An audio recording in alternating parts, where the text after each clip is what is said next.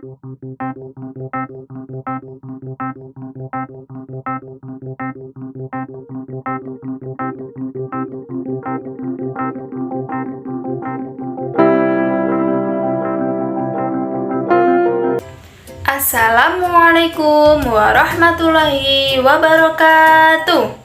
Hai anak-anak yang soleh dan solehah, bagaimana kabar kalian hari ini? Semoga kalian semua diberi kesehatan dan semangat dalam belajar. Nah anak-anak, kali ini kita akan belajar tema 3, subtema 2, pembelajaran 3 tentang bagian-bagian hewan dan fungsinya. Mari kita mulai dengan membaca basmalah terlebih dahulu ya. Bismillahirrahmanirrahim. Oke, sebelum kita lanjut ke materi, Ibu akan mengajak kalian untuk melakukan tepuk fokus terlebih dahulu agar kalian lebih semangat dan fokus pada saat belajar. Ibu hitung 1-3, kita mulai ya. 1, 2, 3. Tepuk fokus. Kalau kita ingin belajar, maka kita harus fokus.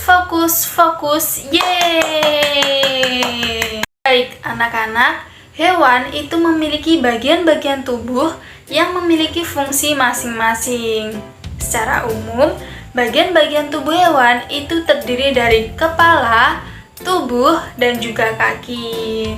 Nah, bentuk tubuh hewan tersebut itu disesuaikan dengan tempat hidupnya dan cara mendapatkan makanannya. Kemudian, penyesuaian diri makhluk hidup terhadap lingkungannya itu disebut dengan apa? Ya, disebut dengan adaptasi. Sedangkan penyesuaian bentuk tubuh hewan terhadap lingkungannya itu disebut dengan adaptasi morfologi. Sekarang coba kalian perhatikan gambar berikut ini ya. Nah, gambar apakah itu? Ya, benar sekali, itu adalah gambar hewan burung merpati. Anak-anak, ada 6 bagian tubuh hewan pada burung merpati. Yaitu apa saja? Coba kalian perhatikan baik-baik ya. Yang pertama, ada mata yang berfungsi untuk melihat. Yang kedua, ada paruh yang berfungsi untuk mengambil makanan. Yang ketiga, ada sayap burung yang berfungsi untuk terbang. Yang keempat, ada ekor yang berfungsi untuk menjaga keseimbangan saat terbang. Yang kelima, ada cakar yang berfungsi untuk mencengkram mangsanya. Dan yang terakhir, nomor 6, ada kaki yang berfungsi untuk berjalan dan bertengger di pohon. Baik, anak-anak, Ibu juga memiliki contoh hewan lainnya. Coba kalian perhatikan gambar ini ya. Pastinya kalian sudah tahu kan itu gambar apa? Ya, benar sekali. Itu adalah gambar kucing. Kucing juga memiliki 6 bagian-bagian tubuh. Yang pertama, ada mata yang berfungsi untuk melihat.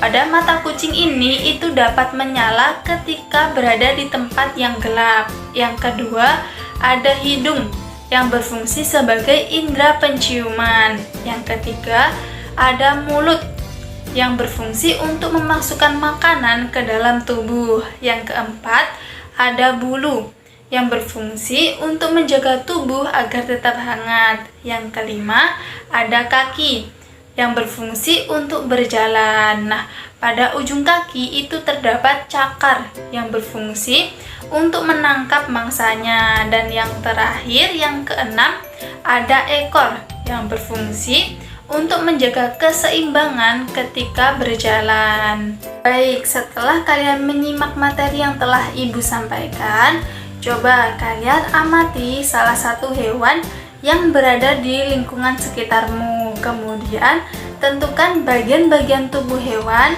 dan carilah informasi mengenai fungsi bagian-bagian tubuh hewan tersebut. Anak-anak yang soleh dan solehah, Pada pembelajaran 3 ini, kita juga akan belajar mengenai kegiatan wawancara.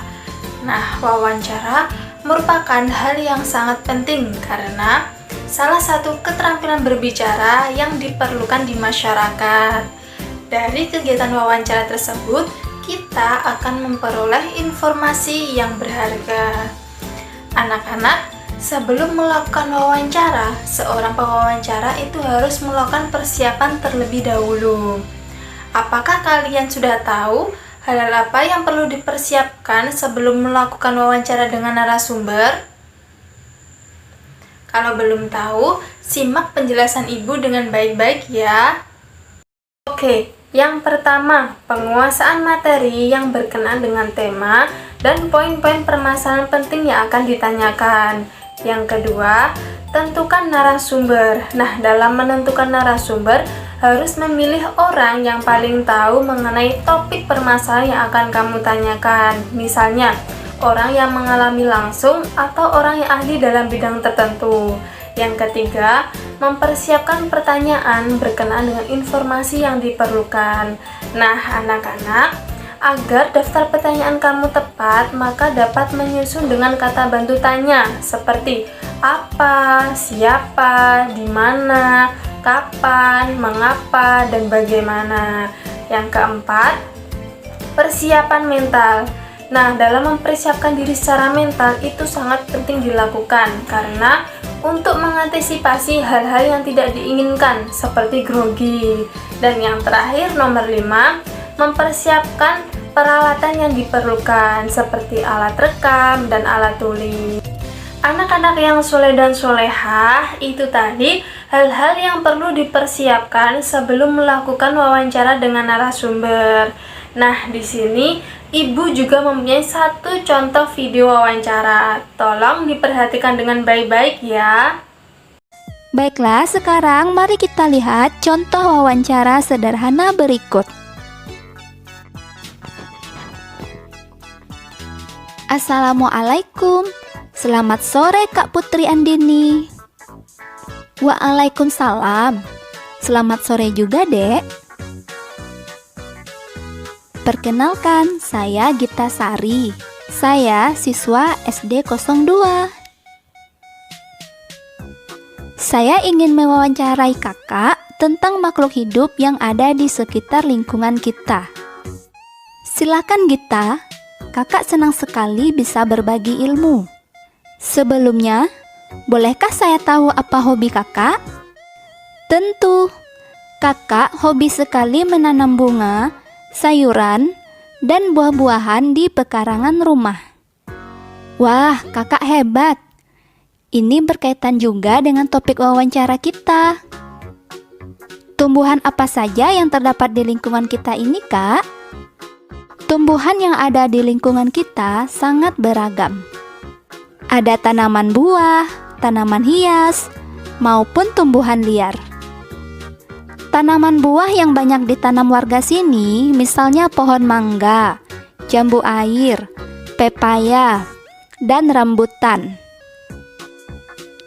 Ada juga tanaman hias seperti pohon mawar, bougainville, dan anggrek.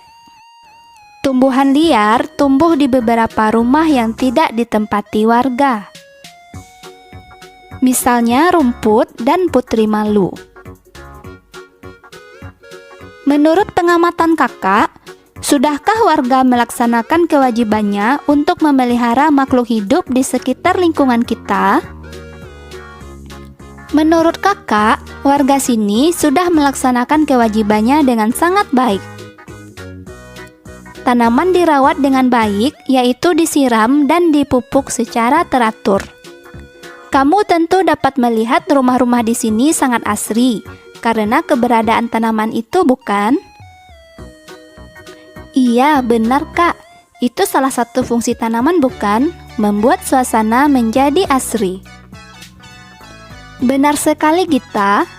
Kamu tentu dapat membayangkan jika di lingkungan kita ini jarang tanaman. Tentu akan terasa gersang. Suasana akan terasa tidak nyaman. Baiklah, saya rasa pertanyaan saya sudah cukup, Kak. Saya mohon diri dulu dan terima kasih atas waktu Kakak. Saya minta maaf jika ada ucapan saya yang tidak berkenan. Gita, Kakak senang bisa membantumu. Oke, anak-anak, setelah kalian mengamati contoh video wawancara tadi, coba sekarang kalian membuat daftar pertanyaan tentang cara merawat hewan peliharaan dan lingkungan alam sekitar. Jangan lupa ditulis di buku tulis ya. Baik, itu tadi penjelasan materi yang dapat Ibu sampaikan. Semoga bermanfaat. Apabila ada kurang lebihnya, Ibu mohon maaf. Wassalamualaikum warahmatullahi wabarakatuh.